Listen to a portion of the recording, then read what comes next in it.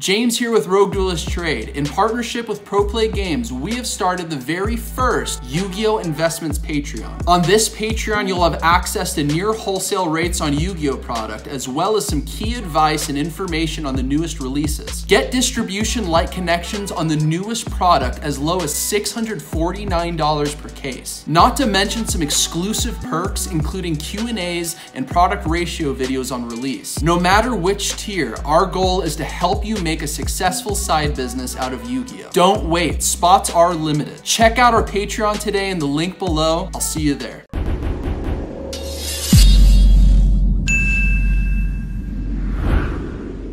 What is up, guys? We are live here at ProPlay Games with Andres Espinosa once again. So, ban list hit. First, tell us what you like about the list. What didn't you like about the list? I like that they hit Block Dragon. I think it took basically all the power, the recursion. Basically now you're only playing with what your hand is. And I think they missed a couple cards. I think they missed Sanguine. That card's really good in that deck, and it turns on every play that they have, even if they brick. So I think they just missed a little bit there.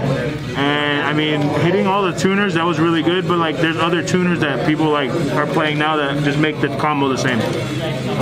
So overall it was good, but I think they missed a little bit. Alright, and yeah, so I was playing Rock the last tournament, and I decided that I would go back to Mermail since it got hit, since Rock got hit so hard. I think Mermail didn't really lose anything because we had already been play testing with other cards in case O-Line got hit. So it was just basically plug and play after.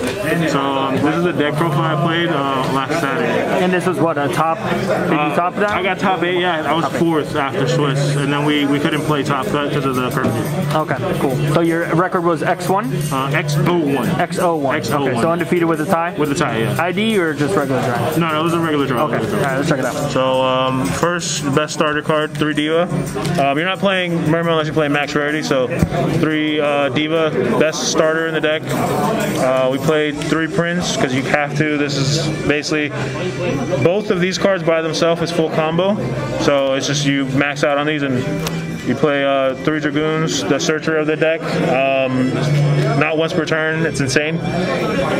We played 3 Teus. This became better after hitting O-Line because of the level 7. So this is just insane. The new card, no deck has one of these. It basically gives you full information on your opponent's hand, and you discard Dragoons with it, so it triggers the effect. We play 1 Moulin because that's basically ripping cards is how we win with this deck. So this is insane. I played Abyss Gun. I thought this card was insane because it says if it's discarded, so if you have Barricade Board Blocker and you discard it, you gain the effect to summon back the Teus to get the level 7. We played 1 Heavy Infantry because it's just part of the double Neptibus, when you want to use it twice, so you have to play this. We played 1 Lapis Dragon. I draw this card like it's my job, but it's a tuner to make Neptibus into the 1 card combo.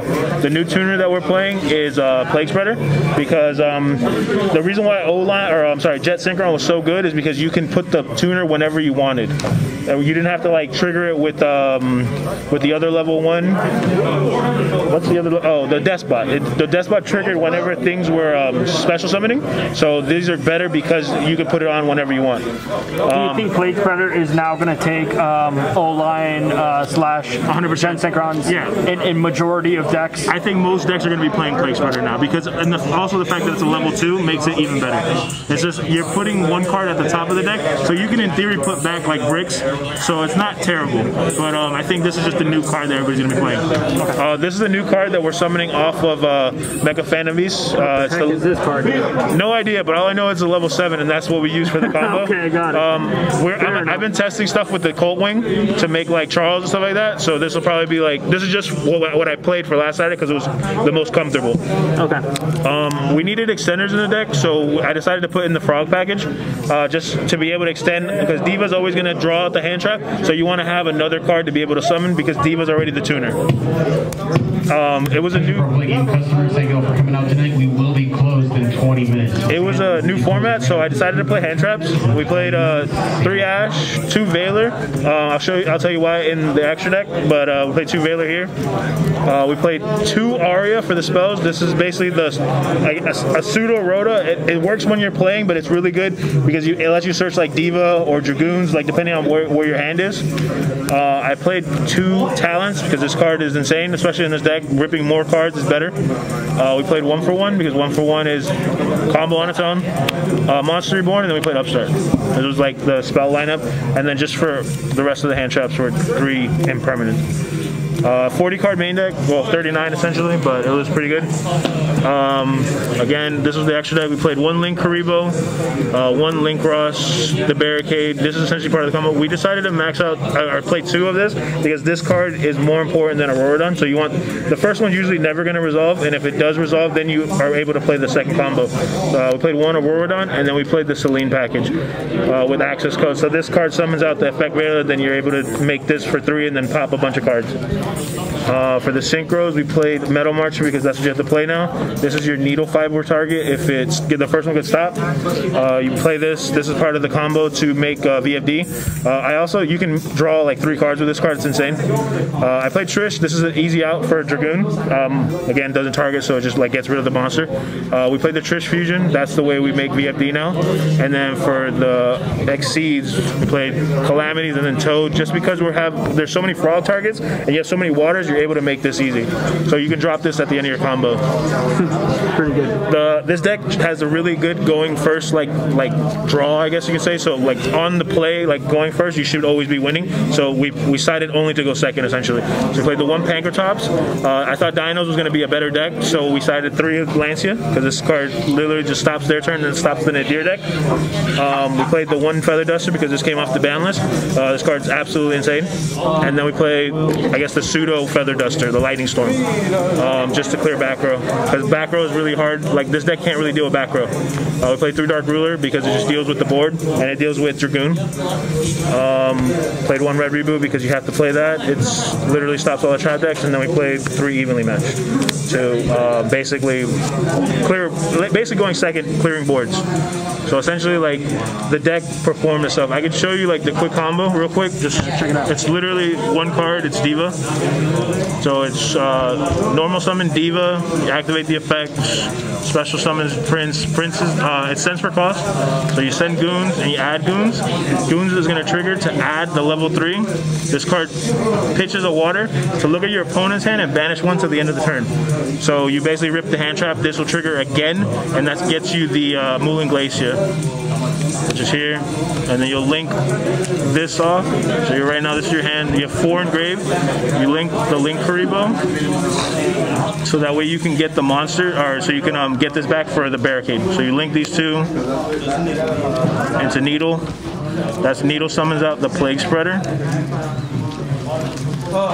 You drop your Moulin. Always put it in defense because Lightning Storm really hurts the deck. Like, because you don't want this getting off the board because you can't attack the next turn.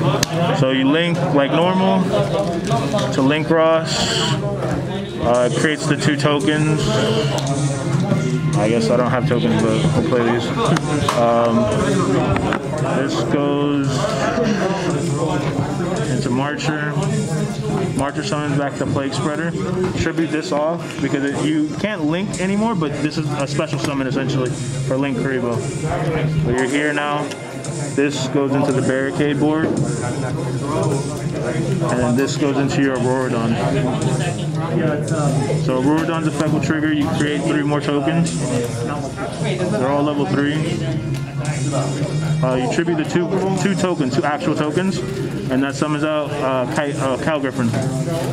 The reason why this card is good is because it's a level 7. Another thing about this card is even if you draw it, it can tribute 2 tokens from hand to summon itself, so you get the same exact effect. So you do this, link these 2 off. You haven't used Plague Spreader, so it doesn't get banished, and then that gets you the Crocodile. Crocodile will draw you the 1 card that you need. You just literally draw any card. Plague Spreader will put it back at the top of the deck to summon itself. And then you banish 3 cards with different names to make the Trish Fusion, which is also level 9. So then you link these up into that. So that 1 card gets you that.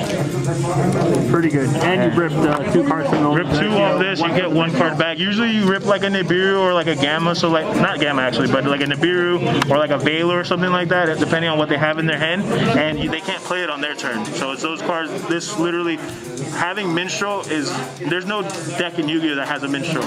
You play cards like Opponent of the Red Red Lotus to go first so that you can see their opponent's hand. This card lets you see it full advantage. The only card you can't see is the 6th card on the draw. But you see, you get full advantage and you know exactly what to negate and what not to negate. So this, I think this is infinitely the best deck right now at this moment. It's going to get better. This is just a test like what we were playing with, but it performed super well. Awesome. Well, yeah, obviously the results don't lie. You did really well in a local stack with some of the high tier players. We got Jose Azores, YCS runner-up back there in the background, casually sitting there. But yeah, you, no stranger to YCS top code, finished in the 2nd place. So hope to hear a lot more from you as you start figuring out the metagame. Yeah. Thank you again for the deck profile and this quick combo. Until next time. What's up? Yeah, just shout out to Pro Play Games and Ultra Pro.